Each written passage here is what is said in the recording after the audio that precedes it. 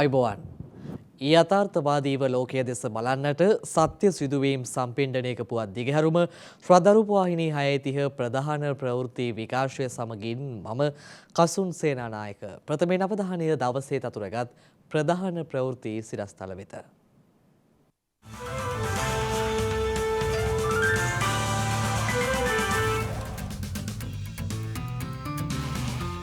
හෙට උදෑසන 7 දක්වා දිවයින පුරා ඇඳිරි නීතිය.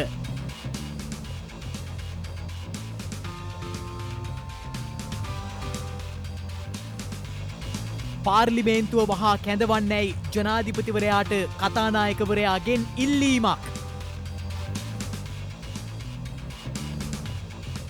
21 වන ව්‍යවස්ථා සංශෝධන යෝජනා ජනතා පරිශීලනයට අවසර.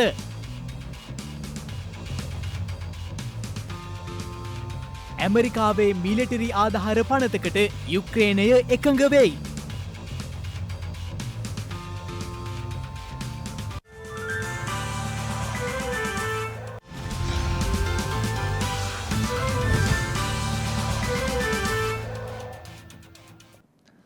දිවයිනේ ප්‍රදේශ රැසක ඊයේ ඇති වූ ගැටලුකාරී තත්ත්වය හමුවේ මුළු දිවයිනටම පැන වූ පොලිස් ඇඳිරි නීතිය හෙට උදෑසන 7 දක්වා ක්‍රියාත්මකයි.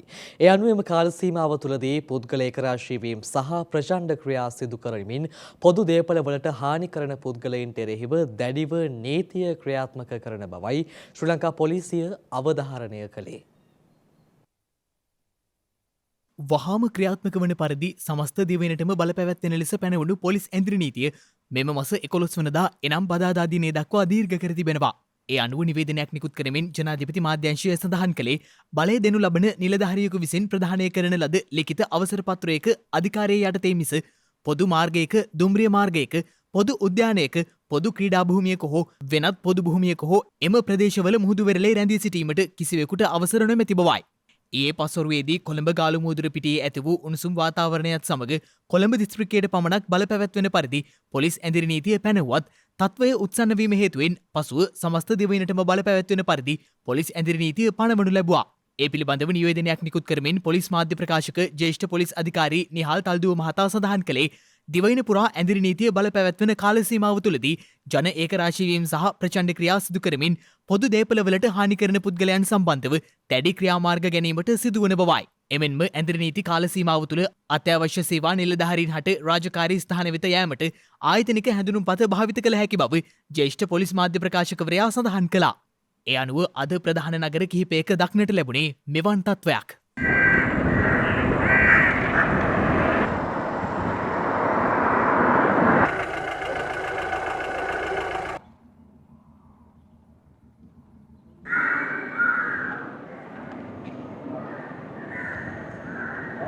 මේ අතර අදහස් දක්වමින් නීතිඥ සංගමයේද සඳහන් කර තිබුණේ ප්‍රචණ්ඩත්වයට නැඹුරු නොවී සංසුන්ව ක්‍රියා කරන ලෙසයි. ප්‍රචණ්ඩ ක්‍රියාවලට සම්බන්ධ වූවන්ට එරෙහිව නීතිමය වශයෙන් කටයුතු කරන බවද එම සංගමය සඳහන් කළා.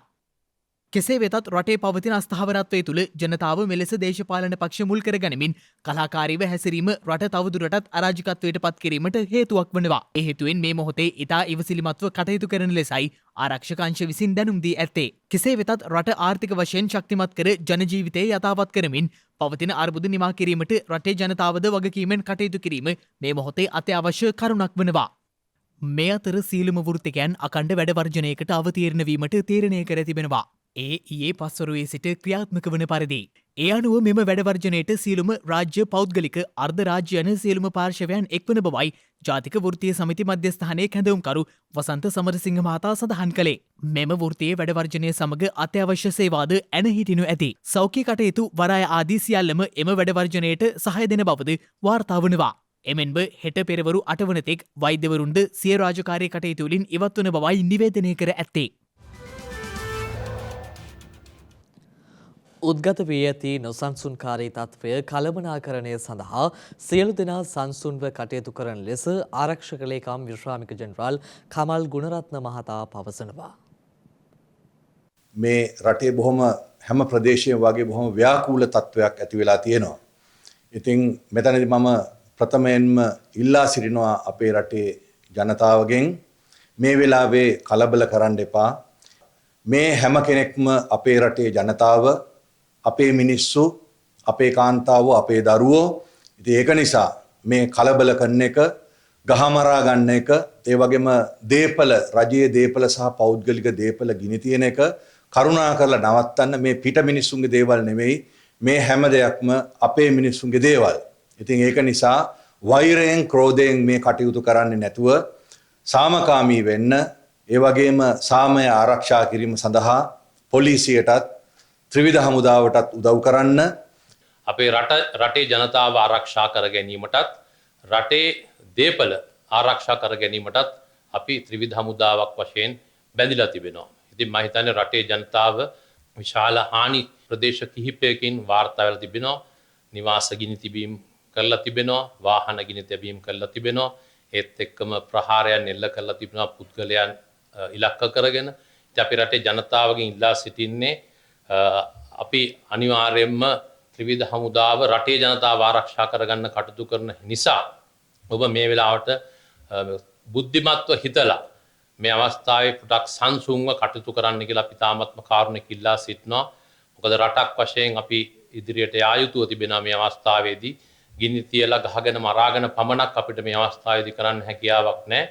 ඔව් වෙච්ච සිදුවීම මේ වන විට වෙලා අවසන්. ඉතින් ඒකින්ද මින් ඉදිරියට අපි ත්‍රිවිධ හමුදාව වශයෙන් විශේෂයෙන්ම ආරක්ෂක ලේකම් තුමා කිව්වා වගේ ආරක්ෂක මාණ්ඩලික ප්‍රධානීවරයා වශයෙන්, යුද හමුදාපතිවරයා වශයෙන් රටේ ජනතාව ඉල්ලා සිටින්නේ ටිකක් සංසුන්ව මේ අවස්ථාවේදී කටයුතු කරන්න. දේපල, රාජ්‍ය දේපල හෝ පෞද්ගලික දේපල වලට හානි කිරීම කිසිවක් කරන්න යන්නේ නැපා මේ අවස්ථාවේදී මානසිකත්වයට මුල් තැන දෙන්න කියලා අපි තාමත්ම කාරුණිකව ඉල්ලා සිටිනවා. මහින්ද රාජපක්ෂ මහතා ග්‍රාමාත්‍ය ධුරයෙන් ඉවත් වූ බවට අදාළ ගැසට් නිවේදනය ප්‍රකාශයට පත් කර තිබෙනවා. මේ අතර කතානායක මහින්ද යාපා අබේවර්ධන මහතා පාර්ලිමේන්තුව මහා කැඳවන ලෙස ජනාධිපතිවරයා වෙත ඉල්ලීමක් සිදු කර තිබෙනවා. මහින්ද රාජපක්ෂ මහතා අග්‍රාමාත්‍ය ධුරයෙන් ඉල්ලා අස්වීමේ ලිපිය ජනාධිපතිවරයා වෙත යොමු කර තිබුණා. ඒ අනුව හිටපු අග්‍රාමාත්‍යවරයා සිය ධුරයෙන් ඉවත් වූ බවට ජනාධිපතිවරයා විසින් පිළිගෙන ඒ බව ගැසට් පත්‍රයක් මගින් ප්‍රකාශයට පත් කර තිබෙනවා. මේ අතර පාර්ලිමේන්තුව වහා කැඳවන ලෙස ජනාධිපතිවරයා වෙත ඉල්ලීමක් යොමු කළ බව කතානායක මහින්ද යාපා අබේවර්ධන මහතා ප්‍රකාශ කළා. රට තුළ පවතින තත්ත්වය සම්බන්ධයෙන් පාර්ලිමේන්තු මන්ත්‍රීවරුන්ගේ අදහස් සංවාදයට ලක් කිරීම එහි අරමුණ බව කතානායකවරයා වැඩිදුරටත් සඳහන් කළා. එමෙන්ම හිටපු අග්‍රාමාත්‍ය මහින්ද රාජපක්ෂ මහතා ඉල්ලා අස්වීම හේතුවෙන් නව අග්‍රාමාත්‍යවරයෙකු තෝරාපත් කර ගැනීමේ වගකීම පැවරී ඇත්තේද පාර්ලිමේන්තුවටයි. එමෙන්ම කතානායකවරයාගේ ප්‍රධානත්වයෙන් හෙට විශේෂ පක්ෂ නායක රැස්වීමක්ද කැඳවා තිබෙනවා. හෙට පස්වර 3ට පාර්ලිමේන්තු සංකීර්ණයේදී මෙම පක්ෂ නායක රැස්වීම පැවැත්වීමටයි තීරණය කර ඇත්තේ. වත්මන් දේශපාලන අර්බුදය සහ රට තුළ හටගෙන ඇති ගැටුම්කාරී තත්ත්වය සම්බන්ධයෙන් මෙහිදී සංවාදයට ලක් කිරීමට නියමිතයි. 21 වෙනි ආණ්ඩුක්‍රම ව්‍යවස්ථා සංශෝධනයට අදාළ යෝජනා මහජනතාවගේ පරිශීලනය සඳහා පාර්ලිමේන්තු වෙබ් අඩවියේ පළ කර තිබෙනවා.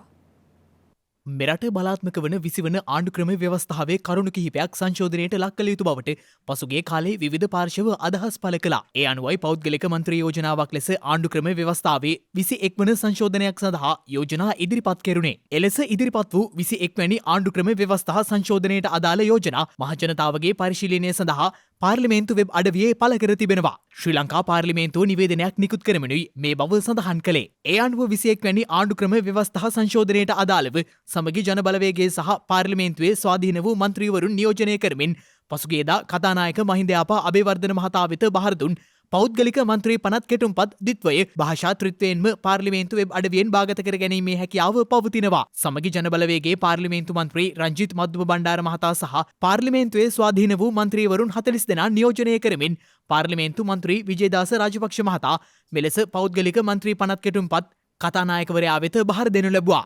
19 වන ව්‍යවස්ථා සංශෝධනය සංශෝධන සහිතව 21 වැනි ව්‍යවස්ථා සංශෝධනය ලෙස ගෙන ඒමට පසුගියදා පක්ෂ නායකයන් ඇතුළු පාර්ලිමේන්තු කටයුතු පිළිබඳ කාරක සභා සමාජිකයන් රැස් වූ අවස්ථාවේදී තීරණය කළා.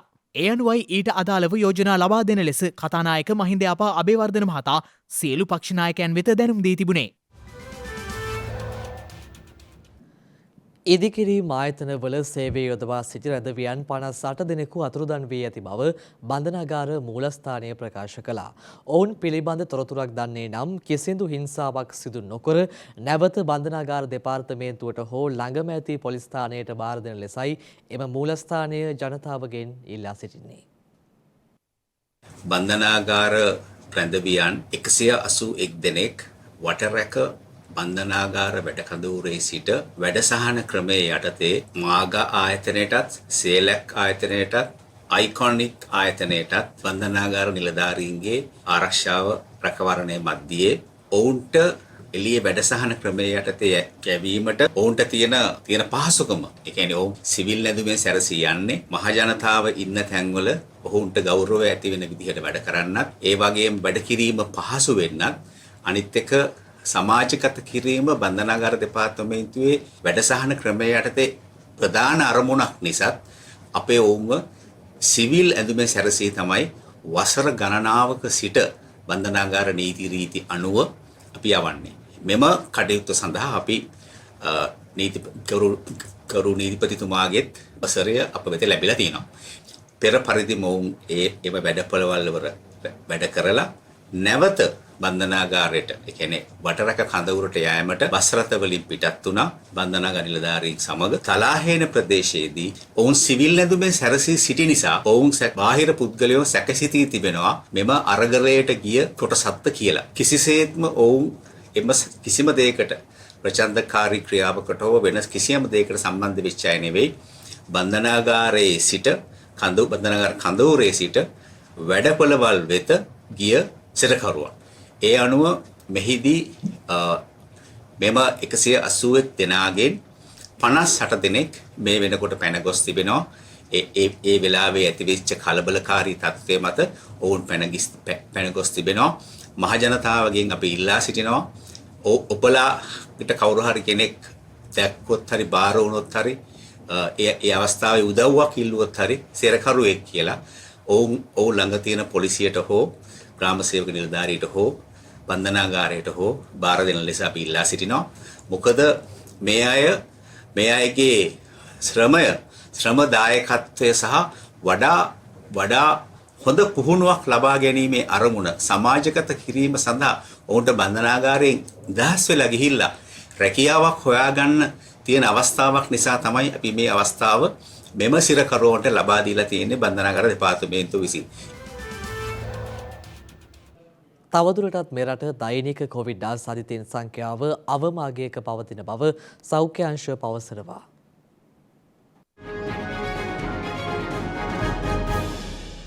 ගත වූ දිනේ මෙරටින් දෛනික කොවිඩ් ආසාදිතයන් 19 දෙනෙකු වාර්තා වී ඇති බව වසංගත රෝග විද්‍යා ඒකකය දැනුම් දී තිබෙනවා. ඒ මෙරට සමස්ත කොවිඩ් ආසාදිතයන් සංඛ්‍යාව 6,63,580ක් දක්වා ඉහළ නංවමින් මේ අතර ගත වූ දිනේ මෙරටින් කිසිදු කොවිඩ් ආසාදිත මරණයක් වාර්තා වී නොමැති බව වසංගත රෝග විද්‍යා ඒකකය දැනුම් දී තිබෙනවා. කෙසේ වෙතත් මේ වන විට මෙරටින් වාර්තා වන සමස්ත කොවිඩ් ආසාදිත මරණ සංඛ්‍යාව 16,509ක් ලෙසයි දැක්වුණේ. මේ අතර මේ වන විට වෛරසය ආසාදිතව රෝහල්ගතව ප්‍රතිකාර ලබන පුද්ගලයන් සංඛ්‍යාව 924ක් වන අතර වෛරසය ආසාදිතව සිට සුවය ලැබූ සමස්ත පුද්ගලයන් සංඛ්‍යාව දැක්වෙන්නේ 6,46,147ක් ලෙසයි. දැන් තවත් දේශීය පුවත් කිහිපයක් කෙටියෙන්.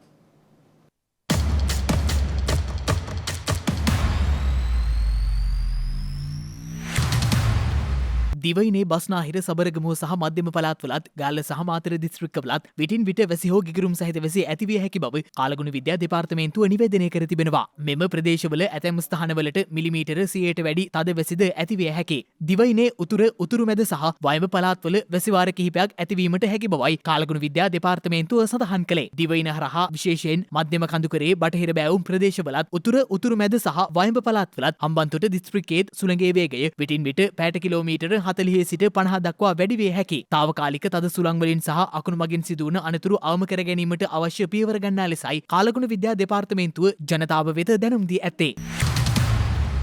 මේ වසරේ මේ දක්වා පුද්ගලයන් ලක්ෂය ඉක්ම වූ පිරිසක් විදෙස් රැකියා සඳහා ශ්‍රී ලංකාවෙන් නික්ම ගොස් ඇති බව බලපත්‍රලාභී විදේශ රැකියා නියෝජිත ආයතනය පවසනවා. ඉන් බහුතරයක් මැද පෙරදිග රටවල රැකියා සඳහා පිටත්ව ගොස් ඇති අතර වසරේ ඉදිරි කාලය තුලද විදේශ රැකියා නියුක්තියේ වර්ධනයක් අපේක්ෂා කරන බවයි එහි ලේකම් MFM අර්ෂාඩ් මහතා ප්‍රකාශ කළේ. ශ්‍රී ලංකා මහ බැංකුව පසුගියදා නිකුත් කළ 2021 වාර්ෂික වාර්තාවට අනුව පසුගිය වසර තුල විදේශ රැකියා සඳහා ගිය ශ්‍රී ලාංකිකයන්ගේ සංඛ්‍යාව 1,21,795ක් වනවා. එය පෙර වසරට සාපේක්ෂව 127ක වාර්තාගත වර්ධනයක් ලෙස සැලකිය හැකි වනවා. එමෙන්ම මේ වසර තුල විදේශ රැකියා සඳහා යන ශ්‍රී ලාංකිකයන් සංඛ්‍යාව 3 ලක්ෂයේ ඉක්මවනු ඇතැයි අපේක්ෂිතයි.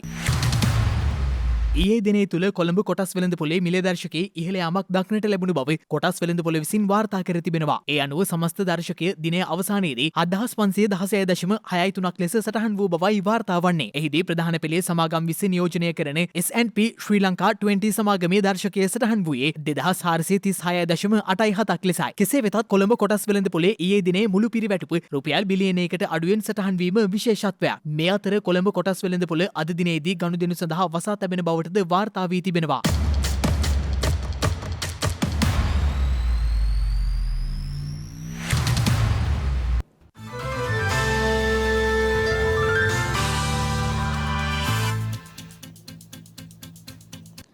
දැන් අවධානය විදෙස් පුවත් වෙත. බටහිර ඇන්ටාර්ක්ටිකාවේ ග්ලැසියර සම්බන්ධව විද්‍යාඥයින් යළිත් අනතුරු වඟවා ඇති බව විදෙස් මාධ්‍ය වාර්තා කළා. බටහිර ඇන්ටාර්ක්ටිකාවේ ග්ලැසියර තැනිතලා සහ අයිස් තට්ටු පහතින් ඇති අවසාදිතවල විශාල ජල ප්‍රමාණයක් එකතු වී ඇති බවට විද්‍යාඥයන් අනාවරණය කර තිබෙනවා. ගෝලීය උෂ්ණත්වයේ බලපෑම් සහ පාරිසරික හේතුන් මත අයිස් දියවීම ආදී හේතු නිසා ග්ලැසියර අවසාදිතවලට යටින් ඇති ජල පරිමාව මීටර 100 ගණනක් ගැඹුරු ජලාශයකට සමාන වන බවයි විද්‍යාඥයන් අවධාරණය කර ඇත්තේ. ඇන්ටාර්ක්ටිකාවේ විලින්ස් අයිස් ප්‍රවාහයට පහළින් ජලය අනාවරණය වී ඇති බැවින් එහි බලපෑම මහද්වීපය හරහා වෙනත් ස්ථානවලට ප්‍රතිවර්තනය වීමට ඉඩ ඇති බවද විද්‍යාඥයන් අනතුරු වඟවා ඇති බව විදේශ වාර්තා සඳහන් කළා. කෙසේ නමුත් මේ වන විට ඇන්ටාර්ක්ටිකාව උණුසුම් ලෝකය හමුවේ ප්‍රතික්‍රියා කරන ආකාරය ඉතා අහිතකර බලපෑමක් විය හැකි බව පර්යේෂකයන් අනාවරණය කර තිබීම විශේෂත්වයක් වනවා. එක්සත් රාජධානියේ සිදු කළ අත්හදා බැලීමකට අනුව කොවිඩ් එන්නතේ සිවුන මාත්‍රාව කොවිඩ් වෛරසයට එරෙහිව වැඩි ආරක්ෂාවක් ලබා දෙන බවට අනාවරණය කර තිබෙනවා. ඒ අනුව විශේෂයෙන් වයස අවුරුදු 70ට වැඩි පුද්ගලයන් සඳහා එහි ඵලදායීතාව ඉහළ බවයි වාර්තා වන්නේ. නමුත් විද්‍යාඥයන් පවසන්නේ එන්නත්කරණයෙන් ආසාදනයට එරෙහිව ලැබෙන කෙටිකාලීන ආරක්ෂාව විවිධ හේතුන් මත පහව යාමට ඉඩ ඇති බවයි. එක්සත් රාජධානිය තුල කොවිඩ් සිවුන මාත්‍රාව ලබා දීම වයස අවුරුදු 75ට වැඩි සහ වඩාත්ම අවදානමට ලක්විය හැකි කාණ්ඩ සඳහා නිර්දේශ කර තිබෙනවා. කෙසේ වෙතත් ඊශ්‍රායලය සහ ජර්මනිය වැනි සමහර රටවල් දැනටමත් සියලුම වැඩිහිටියන්ට සිවුන මාත්‍රාව ලබා දීමට පටන්ගෙන ඇති බවයි විදේශ සෞඛ්‍ය අංශ දැනුම් දී ඇත්තේ.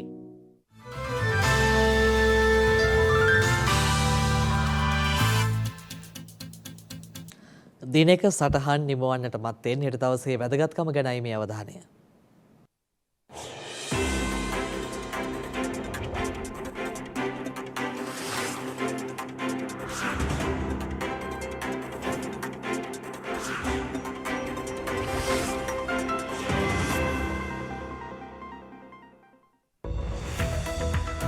එතමේ 11 වෙනිදා ශ්‍රී ලංකා ආයුර්වේද ඖෂධ සංස්ථාව පිහිටුවා ඇත්තේ 1969 වසරේ මැයි මස 11 වන දිනයි.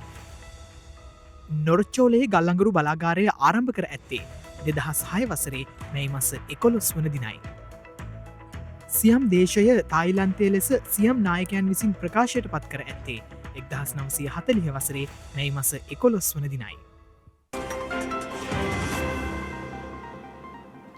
එත් සමගින් ශ්‍රද්ධා ප්‍රධාන ප්‍රවෘත්ති විකාශය නිමාවට පත් වෙනවා. හමුවෙමු හෙටත් සවස 6:30ට.